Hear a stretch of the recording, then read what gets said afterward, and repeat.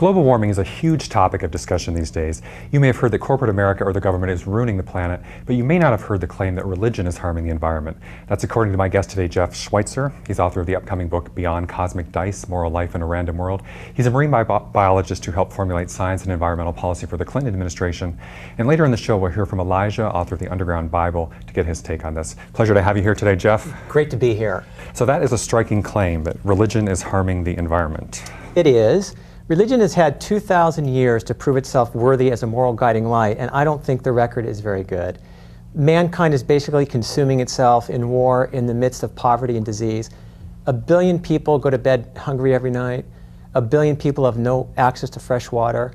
10 million children every year die of malnutrition under the age of 5. I just don't think we're doing very well, and I think we can do better. And you think that religion in particular takes the blame for this, or should take the blame for this? In 1967, a very famous Renaissance scholar by the name of Lynn White wrote that we will continue to have these ecological crises until we reject the Christian axiom that nature is here only to serve mankind. And I think we see the reality of the words 40 years later when the Bush administration thinks it has a God-given right to resource extraction. So this is the Christian religion you're talking about. It's not all religions? I am focusing on Western religions, the Judeo-Christian ethic, Judaism and Christianity, correct. So you think it's very anthropomorphic or centric, that it's all about man, and that, you know, we...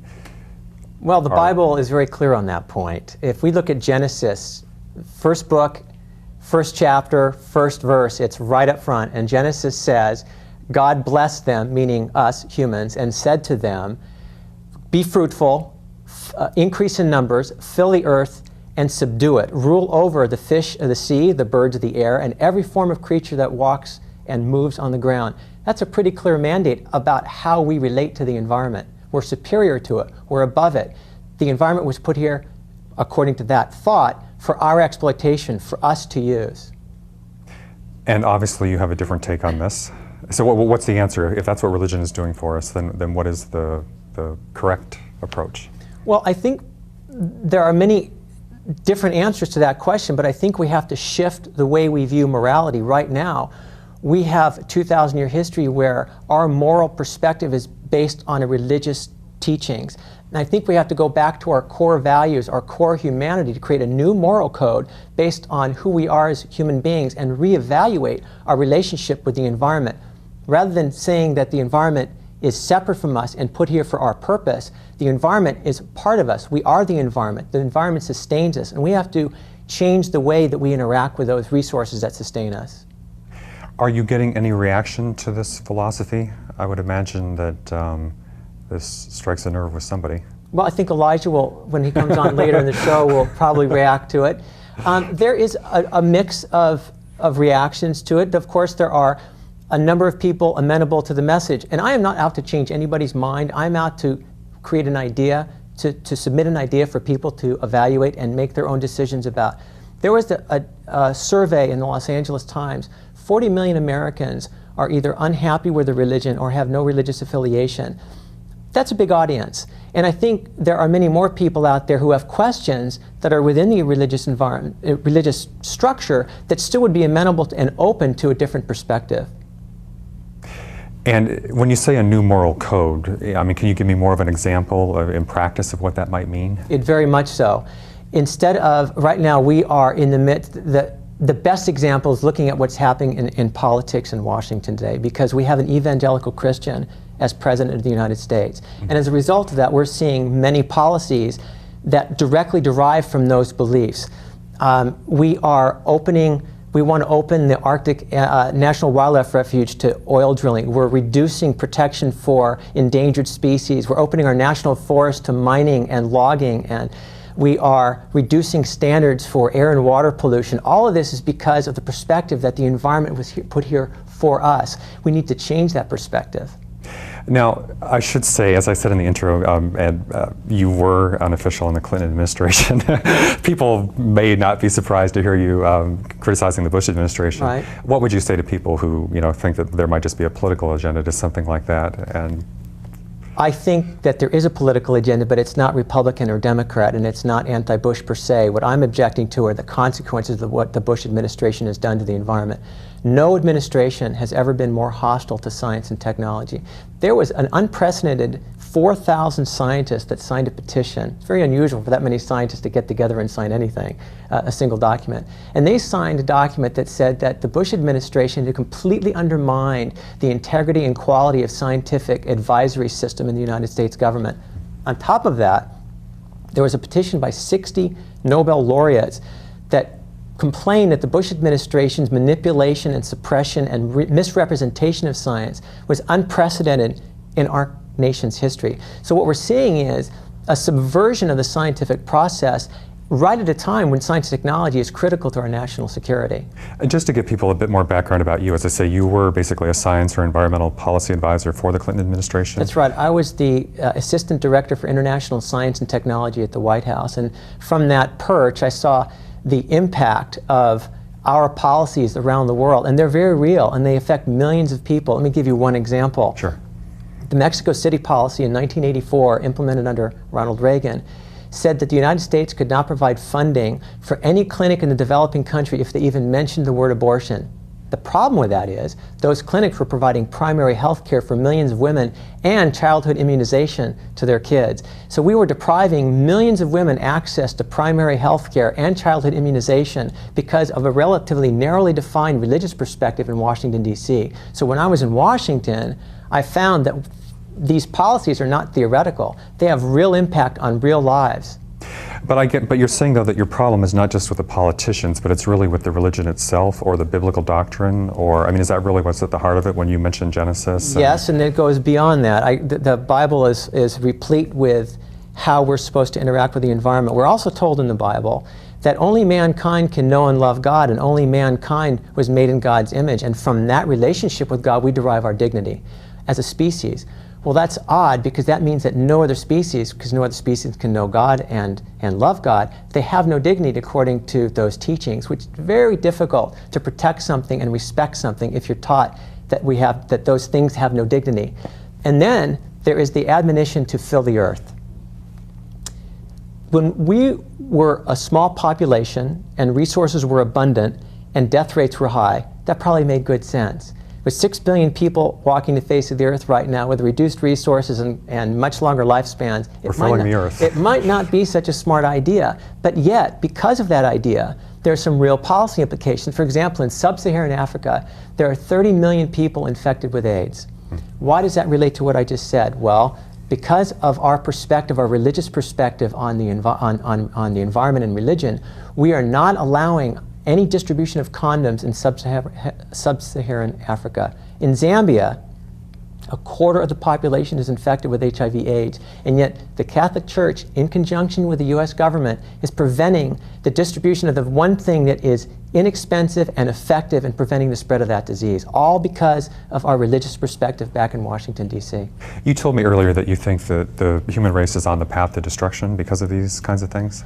I think we're at a critical fork in the road. I think that we can make a decision to continue down the road that we're on right now to our accelerated extinction. Climate change is one of many examples that we're leading to that accelerated extinction. Or we can use our big brains and do something no other biological creature has ever done before, and that is change our path. We can actually change a path toward sustainability, toward a future where we live in just societies, and that we manage wisely the resources that sustain us. But the choice is ours. We can go down either path. It's up to us to make that decision which way we want to go. We'll be right back.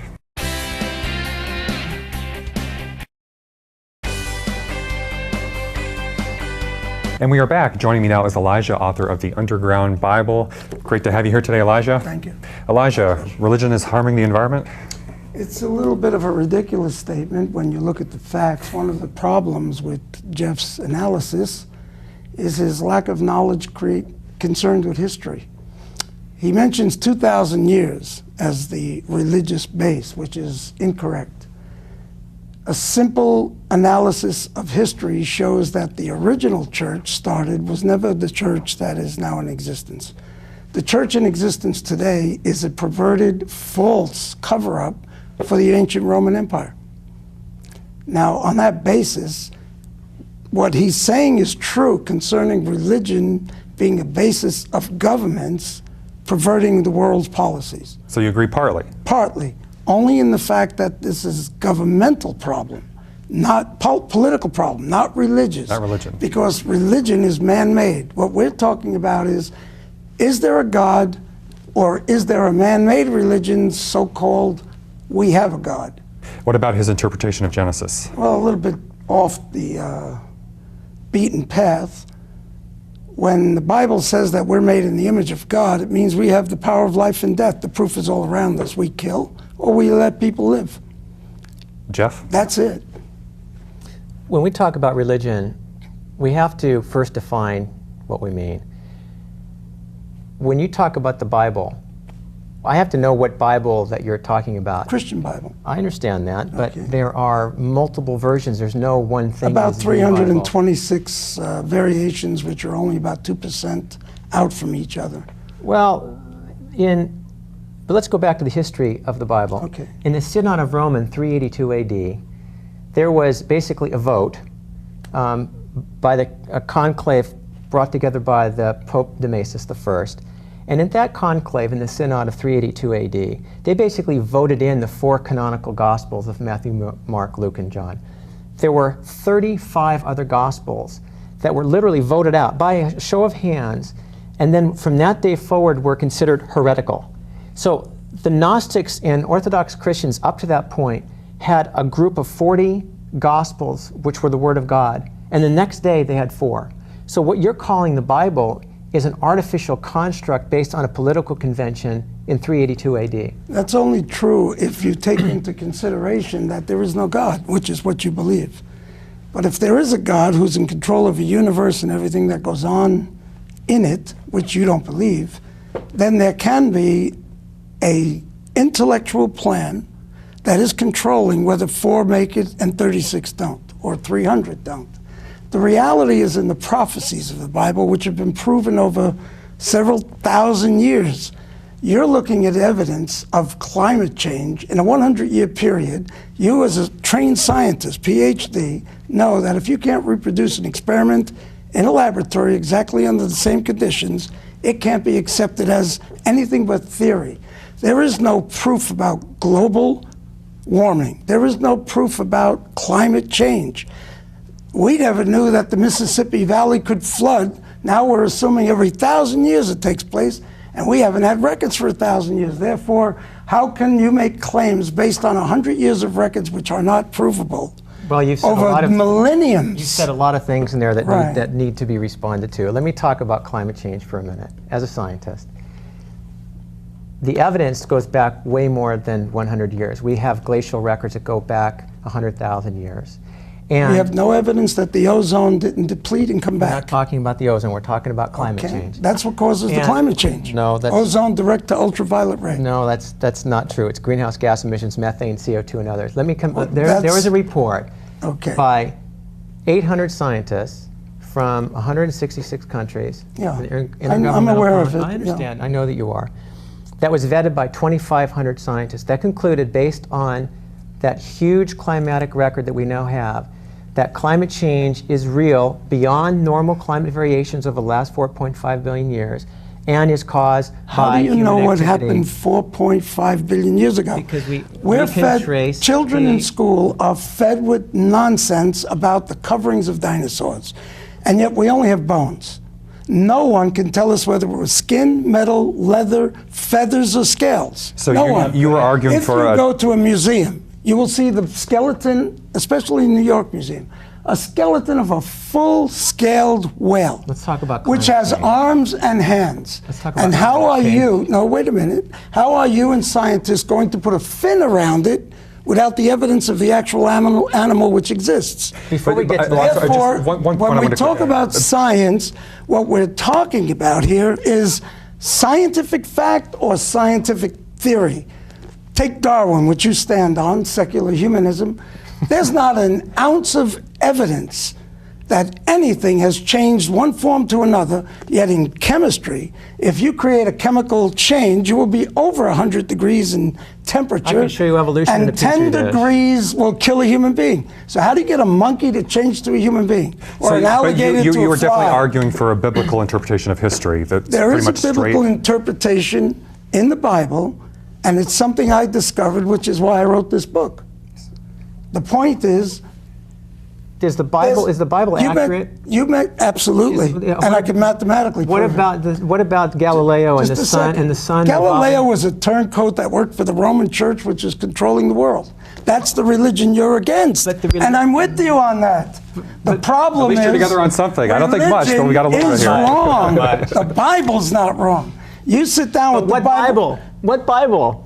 The one that was artificially created? Is it the new? Is it the new Let's version? take the King James version, which is Modern about the King most James? accurate. No, the old one in 1600. Let's put it. Why that one? That's arbitrary. Because I've studied that and about 100 other Bibles Then in why all that one? languages, because someone has played with information. How do you know God? Those were the words that's of what's God, in here. but not the other Bibles. In the Underground Bible, I outline it. We don't have the time for this. We'd need a year to discuss it. And what about Some of my students are what working about the 10 years to Gospel learn of about Mary it. Magdalene, or the Gospel of Thomas, or the secret book of John? Those are all real words of Stop God. for 1 aren't they? minute. Okay. Okay, give me a chance. You had the first 20 minutes. Go for it. Thank you. Here's a principle. You mentioned in your writings the Da Vinci Code that would begin to rock the foundation of the church. Nothing has rocked the foundation of the church. Nothing will ever rock the foundation of the church. The world will end before that happens. Therefore, you're dreaming. That was my publicist, by the way. Okay, but someone's dreaming that you can remove this church. That's a total dream. In the Bible itself, it says there's no way. Won't happen. World will come to an end. That will still be there when it comes to an end. If the Bible's now, just a accurate. second. Okay. What I uncovered over the past 50 years of research on this one document is a secret code. Not like the false codes put out there with Hebrew going diagonally Why up is and it down. secret? To keep it from knowledge from people like yourself who don't believe. But you're about to expose it. Oh, no, I'm not exposing it. It tells in the book. But it's in the No, book. no. What's in the book is a roadmap for Christians to go into the Bible and get out of the nonsense that religion's trying to teach them. But why To is it give them the secret? truth. Secrets like what is the forbidden fruit?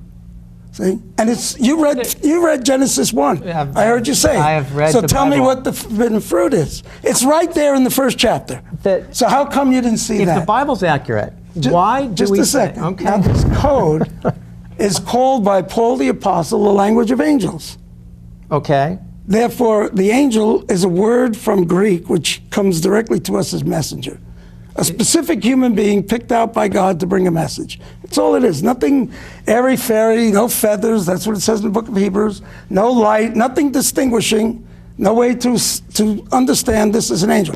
I could be an angel for all you know. I suspected you might have been. Okay, very good. Your senses are on, right on. All the Jews open the door for me every year. There you go. See, they know it's got to come. The simplicity is, once you can, and I've taught people, and I have people, that can go into that book and translate, not interpret, and they can show you how to do the translations and teach you, You're saying the just Bible's- like you you're- learn no, French, okay, Hebrew, time to give Russian. me a chance. You're saying the Bible's I didn't finish accurate. my point. But we only have 5 minutes. My point is, through the translation of what's in that book, that's what this is about. Okay. Proof that you can actually see the future, because only God knows the future. Then why? Therefore, I could predict things like the Mississippi flood coming a year before it happens, Okay. rain coming during a drought season, and You know on how and many on. people have made this claim about seeing the future in the apocalypse? I have we witnesses. We have. In 2000, we put out in a cable television, we put out a show giving 10 predictions of what would happen when everybody was worried about Y2K. William it's Miller. on tape. William Miller gave And everything came 3,000 true. William Miller gave 3,000. Try to hit 10 horses out of 10 races. William Miller gave 3,000 lectures on the advent of the apocalypse, suggesting that in 1914 the world was going to come to an end based on his He lost. interpretation. He should be put to death according There to are the Bible for lying. A lot of Advents are still waiting for that day, right? The simplicity is every prediction that I've ever given, and there's plenty of them, and there's witnesses to it. The founder of the have Jehovah's come Witnesses true. in 1876 said Right. that in 1914 Yeah. that the world was going to come to an end. Well, he lied. They shouldn't be believed. He Any misinterpreted Christian the Bible. out there, Why is your interpretation or Jew, any more I accurate didn't say than theirs? interpretation. I can show you the translation. All right, well, Translation. Just we're like going to have a very French. interesting commercial break. We'll be right back.